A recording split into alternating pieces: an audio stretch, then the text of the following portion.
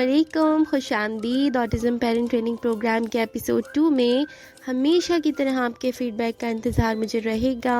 Kindly comment box में अपनी राय का इजहार ज़रूर करिएगा और तैयार हो जाएं बहुत कुछ सीखने के लिए, क्योंकि हर वीडियो लेसन में आपको ज़्यादा से ज़्यादा मालूमात देने की कोशिश की जा रही है। इसलिए बेहतर होगा कि आप लिंक को क्लिक करने से पहले ही चाय और कॉफ़ी तैयार रखें और नोटबुक और पेन पहुंच में रखें ताकि कोई ज़रूरी बात छूट ना जाए। याद रखिए, हर लेसन की अपनी अहमियत है और एक भी लेसन ना लेने से आप टेक्निक सप्लाई नहीं कर सकेंगे या फिर बहुत गलतियां करेंगे। हम नहीं चाहते कि आप हमारे प्लेटफॉर्म से अधूरी मालूमात लेकर अपने बच्चे पर तजुर्बात करें, क्योंकि ये गलती आपके बच्चे को नुकसान पहुंचा सकती है और हमारा ये मकसद हरगिज़ नहीं था। अगर आप किसी एक उन्वान के बारे में जानना चाहते हैं तो वीडियो को अपने पसंद के उन्वान पर स्किप कर सकते हैं, डिस्क्रिप्शन में लिंक मौजूद है। लेकिन अगर आप पेरेंट हैं और ऑटिज़म पेरेंट ट्रेनिंग प्रोग्राम का हिस्सा बनना चाहते हैं तो हमारे फेसबुक ग्रुप को ज्वाइन करिए ताकि हम आप जैसे वालिदैन को एक प्लेटफॉर्म पे मदद फराहम कर सकें।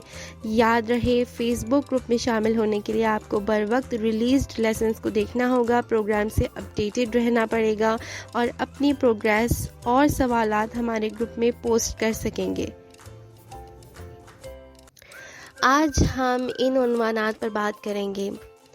अप्लाइड बिहेवियर एनालिसिस क्या है, पॉजिटिव नेगेटिव रीइंफोर्समेंट से क्या मुराद है, पॉजिटिव नेगेटिव पनिशमेंट किसे कहते हैं।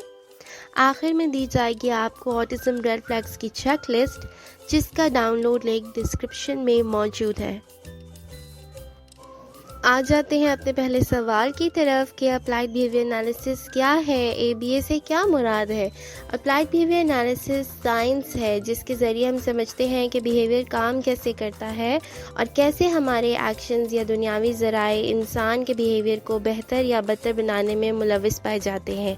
बिहेवियर एनालिसिस के ज़रिए साइंस से साबित शुदा प्रिंसिपल्स ऑफ बिहेवियर यानी तर्ज़ आमाल के उसूलों को मुनज़्ज़म तरीके से एक सिस्टमैटिक अप्रोच के तहत यानी स्टेप बाय स्टेप इंसान की ज़िंदगी में शामिल किया जाता है ताकि वो समाजी तौर पर एक खुद मुख्तार, बाइख्तियार और बेहतर ज़िंदगी गुजार सके। एबीए थेरेपी के ज़रिए तमाम सलाहियतों को उभारा जा सकता है। इसका मतलब ये हुआ कि एबीए थेरेपी एक वसी दायरा है जिसके ज़रिए interaction and social communication skills, verbal and non-verbal communication, academic performance, emotional management, self-regulation skills, gross and fine motor skills, memory and cognitive abilities, independence and self-help skills को improve किया जा सकता है।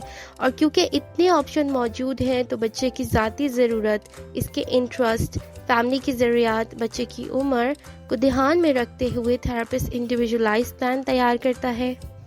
जी हाँ, तहकीक से ये साबित है कि एबीए थेरेपी के ज़रिए बच्चों में ऑटिज़म की अलामात की शिद्दत में वाज़ेह कमी महसूस की गई है।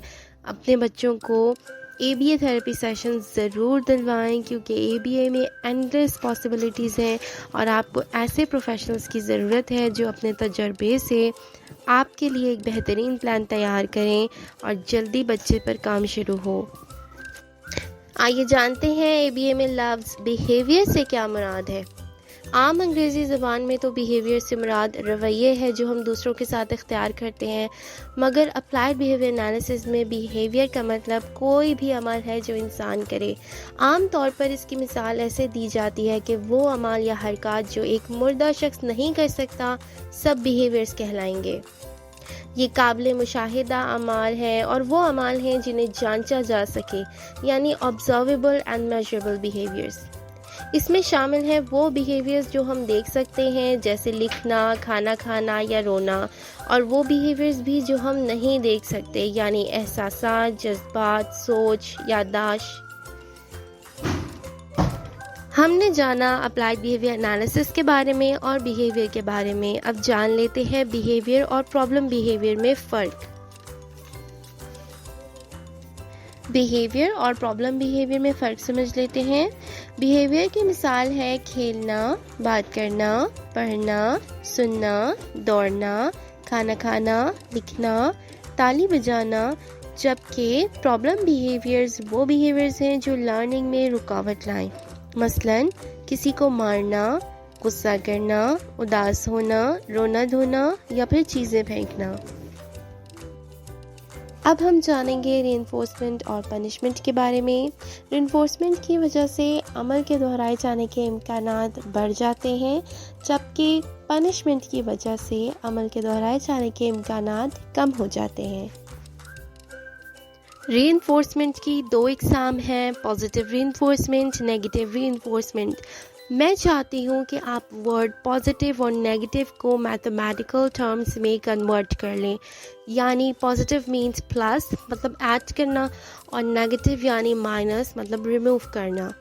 پازیٹیو ری انفورسمنٹ یعنی بیہیویئر کے نتیجے میں پسندیدہ اسٹیمولس کا ایڈ ہونا۔ نیگیٹو ری انفورسمنٹ یعنی بیہیویئر کے نتیجے میں کسی ناپسندیدہ چیز یا اسٹیمولس کا ریموو ہو جانا۔ دونوں صورتوں میں بیہیویئر کے دہرائے جانے کے امکانات بڑھ گئے، بس پازیٹیو میں کچھ اچھا ملا ہے اور نیگیٹو میں کچھ برا ریموو ہو جاتا ہے۔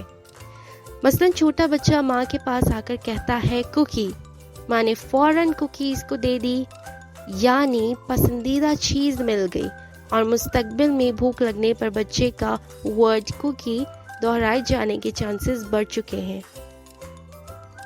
نیگیٹو ری انفورسمنٹ میں ناپسندیدہ چیز کو ریموو کیا جاتا ہے۔ مثلا الارم کی آواز آپ کو بہت پریشان کرتی ہے مگر اٹھنا بھی ضروری ہے، تو آپ الارم کے بجنے سے پہلے ہی اٹھ جاتے ہیں اور الارم آف کر دیتے ہیں۔ اس ایگزامپل میں ان پلیزنٹ اسٹیمولس یعنی ایک ناپسندیدہ چیز کو ریموو کر دیا گیا ہے اور مستقبل میں جلدی اٹھنے کا عمل دہرایا جائے گا۔ کچھ لوگ آرگیو کرتے ہیں کہ ری انفورسمنٹ برائبری ہے یا لالچ دینا ہے یا رشوت دینا ہے، ایسا ہرگز نہیں ہے۔ اس کو سچویشن میں رکھ کر سمجھتے ہیں۔ آپ نے بچے کو سبزی کھلانی ہے، بچے کو سبزی نہیں پسند، بچہ روتا ہے، آپ نے کہا سبزی کھا لو، یہ اچھی ہے صحت کے لیے وغیرہ وغیرہ۔ جب کام نہ بنا تو آپ نے لالچ دی، سبزی کھا لو، پھر یوٹیوب الاؤ کر دیا جائے گا۔ یہ طریقہ بالکل غلط ہے۔ ری انفورسمنٹ سے مراد ہے ریوارڈ۔ کام سے پہلے ہی معاہدہ طے ہوتا ہے۔ مثلا آپ نے کہا سبزی کھا لو، پھر یوٹیوب انجوائے کرنا۔ ان دونوں سچویشنز میں بہت فرق ہے۔ یہ بالکل ایسا ہی ہے جیسے جاب ایکسیپٹ کرنے سے پہلے آپ پے کے بارے میں پوری معلومات حاصل کرتے ہیں اور معاہدہ طے پاتا ہے، پھر ہر بار پے کے وقت پر ملنا آپ کو موٹیویٹ کرتا ہے کہ محنت سے کام کیا جائے۔ ایک اور مثال لیتے ہیں، بچہ ریس میں جیت کر آتا ہے اور آپ اسے خوب پیار کرتے ہیں اور تحفے کا وعدہ بھی کرتے ہیں، اب وہ اگلی بار بھی محنت کرے گا۔ اس سچویشن میں بھی پلیزنٹ اسٹیمولس کو ایڈ کیا گیا ہے اور اچھا نتیجہ ملنے پر بیہیویئر کے دہرائے جانے کے امکانات بڑھ گئے ہیں۔ پازیٹیو ری انفورسمنٹ میں دو طرح کے ری انفورسرز کا استعمال کیا جاتا ہے۔ پہلا ہے پرائمری ری انفورسرز، دوسرا ہے سیکنڈری ری انفورسرز۔ پرائمری ری انفورسرز آپ کی ضروریات کو مکمل کرتے ہیں، اسی لیے آٹومیٹکلی ری انفورسنگ ہوتے ہیں۔ مثلا کھانے کی چیز، کوئی پسندیدہ ایکٹیویٹی، پسندیدہ چیزیں یا کھلونے۔ سیکنڈری ری انفورسرز جبکہ ایسے ری انفورسرز ہیں جن کو جب آپ پرائمری ری انفورسرز کے ساتھ ایسوسیٹ کرتے ہیں وہ تبھی ری انفورسنگ ہوتے ہیں۔ مثلا پیسوں سے پرائمری ری انفورسرز خریدے جا سکتے ہیں، اس لیے وہ سیکنڈری ری انفورسر ہیں۔ ایک اور مثال ایسے ہے کہ تھراپسٹ بچے کو ہر کریکٹ اٹیمپٹ پہ ٹوکن دیتی ہے یا اسٹیکر دیتی ہے۔ اس ٹوکن کو بچہ کسی بھی وقت سنیکس کے ساتھ ٹریڈ کر سکتا ہے۔ وہ کمائے ہوئے ٹوکنز کو دے کر آئس کریم حاصل کر لیتا ہے۔ ایسے میں وہ سیکھ گیا ہے کہ ٹوکن جو کہ ایک سیکنڈری ری انفورسر ہے مجھے آئس کریم یعنی پرائمری ری انفورسر دلوا سکتا ہے۔ مگر شروعات میں تھراپسٹ استعمال کرتا ہے پرائمری ری انفورسر کیونکہ وہ فوری طور پر بایولوجیکل نیڈز کو پورا کرتا ہے، اور پرائمری ری انفورسر بہت طاقتور مانا جاتا ہے بیہیویئر کو شیپ کرنے میں۔ جان لیتے ہیں نیگیٹو ری انفورسمنٹ کے بارے میں. کسی ایورسو اسٹیمولس یعنی بری چیز کو ریموو کیا جاتا ہے تاکہ بیہیویئر کے دہرائے جانے کے امکانات بڑھ جائیں. مثلاً کلاس میں رول ہے کہ خاموشی سے اسٹوڈنٹ کام کریں گے، مگر جیسے ہی کام ختم ہو جائے گا وہ باتیں کر سکتے ہیں. نتیجے میں اسٹوڈنٹ جلدی کام ختم کرتے ہیں تاکہ رول ہٹ جائے اور وہ باتیں کر سکیں. رول کا ہٹ جانا اس بیہیویئر کو ری انفورس کر رہا ہے.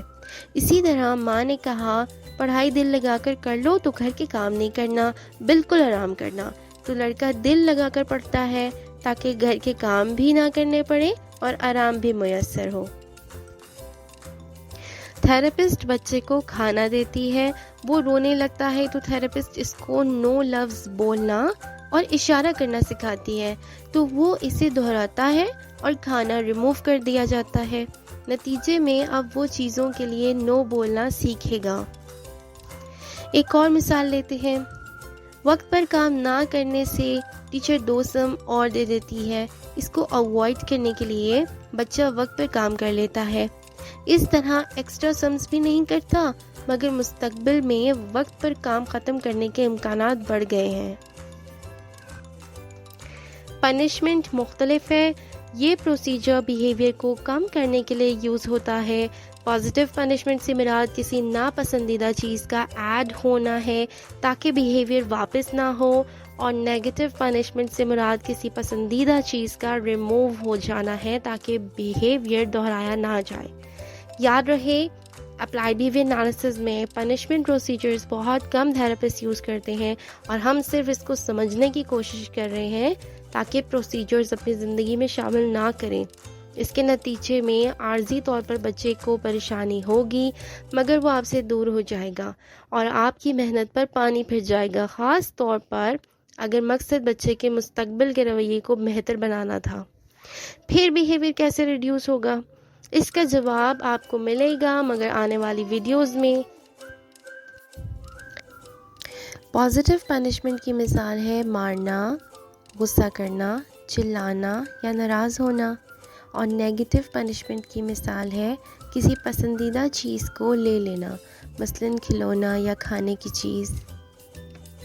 Autism red flags check list ہماری فری ریسورس ہے. اس کو ڈاؤن لوڈ کرنے کا لنک ڈسکرپشن میں موجود ہے. ڈاؤن لوڈ کریے، فل کریے، اور اگر آپ کو تھوڑا سا بھی شک ہے تو فوری طور پر یہ چیک لسٹ کسی پروفیشنل کو دکھائیے اور اپنے بچے کی بہتر زندگی کے لیے ٹریٹمنٹ کی شروعات کریے.